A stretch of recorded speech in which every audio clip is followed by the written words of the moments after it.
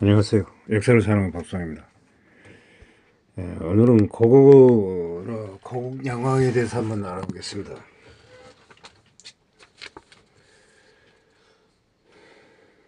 고국 양왕은 고국 원왕의 차남이자 소스리 왕의 동생입니다. 광개토왕의 부왕입니다. 할아버지, 형, 아들, 손자가 한국 교과서나 결혼서에서는 무조건 나오는 명군인지라 마치 동로마 제국의 요한니스 2세처럼 묻히는 감이 있습니다. 심지어 안 좋은 쪽으로 인지도가 있는 아버지보다는 묻히는 경향이 있지만 형의 뒤를 이어 아들과 손자의 정복 사업을 위한 기반을 다졌습니다. 고구 야왕의 이름은 이련이라고 합니다.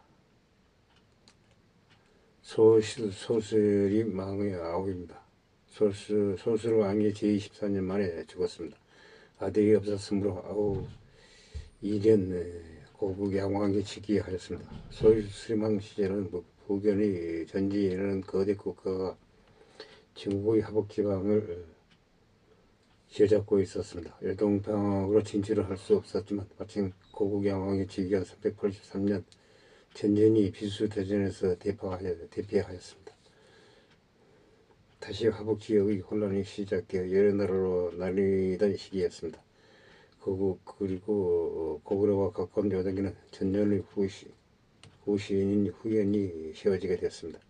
바로 고국 원왕 시절 고구려의 수도까지 침공해 고국 양왕의 할아버지인 미천왕의 능을 도굴해 갔던 원수 무용선비족의 무용수가 다시 재건한 국가였습니다. 고구려로서는 후연이 자리잡기 이전에 고국 양왕의 할아버지인 미천왕과 아버지 고국 원왕의 원수를 갖기 위해서 이들을 처단할 필요가 있었습니다. 385년 2월 고국 양왕을 후연을 시키고 여동과 현동군이 이군을 빼앗고 남녀 10,000명을 포로로 잡았습니다. 제6대 태조대왕이 처음으로 여동군을 공격한 이래 처음으로 여동 지역을 고구려가 획득하였습니다. 그 후 외부 북부의 유미해둔 여임이 385년 7월 요새에서 반란을 일으켰습니다. 후연의 상황은 더욱더 악화되어 갔으며 그러나 후연을 거무한 세조 성의제 오영수의 아들 오영릉이 3만의 병력을 이끌고 반격하였습니다. 385년 11월 요서의 여함을 도발한 후 고구려가 차지한 여동 땅도 뺏어갔습니다. 오영수는 386년 황제로 즉위하면서 완전히 자리를 잡게 되었습니다. 고구려는 여동 진출을 뒤로 미뤄야 하였습니다. 다만 이때의 여동 공략은 훗날 광개토왕이 여동을 완전히 장악하는 데 있어서 전초전이 되었습니다. 여동 지민들을 끌고 오는 등 아예 소득이 없는 것은 아니었습니다. 390년 백제의 진사왕이 보낸 진가모의 군대에게 도곡성을 뺏겼습니다. 392년엔 불교를 건정하고 종묘사직을 수리하는 등 형인소스름왕이 실행했던 정책을 이해받아 이교와 불교를 정립하였습니다. 당시 외교적으로 고립된 상태였던 신라로부터는 실성을 받아 인질로 하였습니다. 광개토왕과 장수왕 시절로 연결되는 신라 복속 외교를 위한 전초전을 마련하였습니다. 광개토왕의 문명과 고국 양왕 말년이 겹치는 것은 봉황으로 즉위한 것이 아니라 생전에 양해했기 때문이라는 설이 있습니다. 이와 비슷한 사례는 종종 볼 수 있습니다.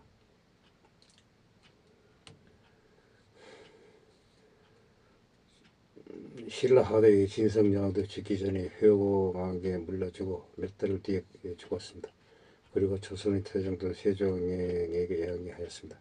실제로 선왕이 양해를 했을 경우 그 선왕이 양해한 해당 연도까지 그의 치세 기간을 보고 있습니다. 위헌청을 하는 것이 이교의 예법이었습니다. 삼국사기에서는 이율칭언법을 사용해 기사가 작성됐지만 고국 양왕이 양해를 했다고 가정했을 경우에 391년을 고국 양왕의 지서를 보고 위헌청언법을 사용했다고 가정하면 삼국사기에서는 392년 광개토왕의 원년이라고 해석할 수 있습니다. 이런 사정을 모른 채 김부식은 2월 칙원법으로 인식하여 392년에 광개토왕이 즉위한 줄로 알았습니다. 그렇기 때문에 연호를 1년씩 밀렸었다는 것이 골자입니다. 이 관점에서 접근하자면 분명히 능경의 기록과 삼국사기 기사는 즉위년도에서 사망년도까지 계속 1년의 격차가 생기지만 제 기간을 22년으로 보는 데는 서로 부합하는 면이 있는 걸로 보고 있습니다. 삼국사기 일괄적인 오기 혹은 칙원법 사이의 기이한 오차가 아닌가 싶습니다. 아버지 고원왕은 300년대 출생으로 추정되는데 고국 여왕은 350년대에 태어난 것으로 추측되므로 아버지 나이의 차이가 매우 많습니다. 10대 후반 20대 초반에 거론해서 예를 두던 고대 기준으로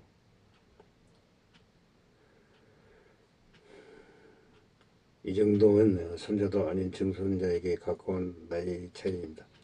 형인 소실왕도 355년 1월 타자가 되었습니다. 고원왕과 적게 잡아도 40년 넘게 차이가 났을 것으로 보는데 이유는 불명하나 고원왕의 아들들 매우 늦게 둔 모양입니다. 장수 유전자를 가진 고구려 왕가에서 행인소 수렴왕 아들 광개토왕과 더불어 상대적으로 오래 못 산 것으로 추측되는 왕 중 하나입니다. 아버지인 고구원왕과 선장이 장성이 가문 특유의 장수를 내는 걸 고려하나 이들이 돌연변이었거나 아버지가 사고친 걸 수습하고 나라 재건을 하느라 너무 무리해서 빠르게 몸이 약화될 수 있었습니다. 사정이 비슷했던 그의 후손이 안장왕과 안원왕도 10대 정도로 산 걸로 추측하고 있습니다. 이걸 감안하면 돌연변이 가능성도 적지 않습니다. 안장왕은 장수 유전자가 극에 달한 97세의 장수왕의 유전자가 있어서 둘 다였을 것으로 보고 있습니다. 대의적으로 공격적인 확장을 개시하였으며 국가 기반을 확실히 다져 광개토왕이 정부 사업을 할 수 있는 기반을 마련하였습니다. 말 그대로 아들인 광개토왕에게 모든 것을 잡아먹겠습니다. 시정일관 이거하거나 사는 모습으로 그려진 것은 기본이거니와 심지어 지세 중에 일본은 업적이 태자의 업적으로서 등급하기도 하였습니다. 중요한 것은 이때 광개토왕은 고작 10대라는 사실입니다. 이렇게 된 이유는 사람들에게 인지도가 떨어져 이전 왕은 한국사를 공부할 때 빼놓을 수 없는 소수림왕이고 이후의 두 왕이 광개토왕과 장수왕인지라 앞뒤로 업적이 밀리는 나머지 재직이 일수입니다. 고구려 대장군의 듬직한 와조적인 것을 보여주었지만 큰 비중은 없었습니다. 소수림 왕의 뒤를 이어 고국 여왕이 즉위할 수 있었던 것은 전부 광개토왕의 작품이라고 하고 대대적으로 소설을 쓰고 있으니 고국 여왕이 왕으로서 한 일에 대해서는 무시당하고 있는 상황입니다.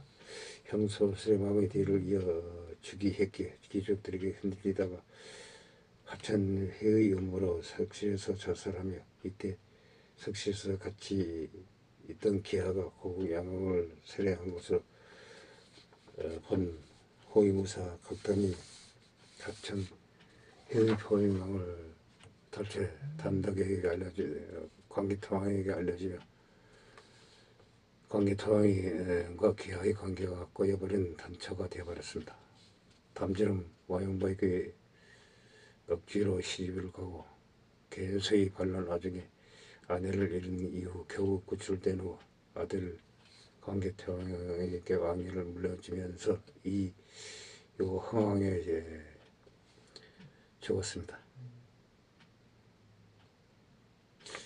이상 고구려의 고국 양왕에 대해서 한번 알아봤습니다. 그의 아들이 광개토왕 또 손자가 장수왕이 고구려 전성기를 이루고 왔습니다. 고국 양왕은 당시에는 큰 업적이 없었지만 그 후손들이 강제토항과 장성이 그거를 크게 부응시켰다는 것을 알 수 있습니다. 이상 이야기를 마치고자 합니다. 항시 부족합니다. 양해 부탁드립니다. 감사합니다.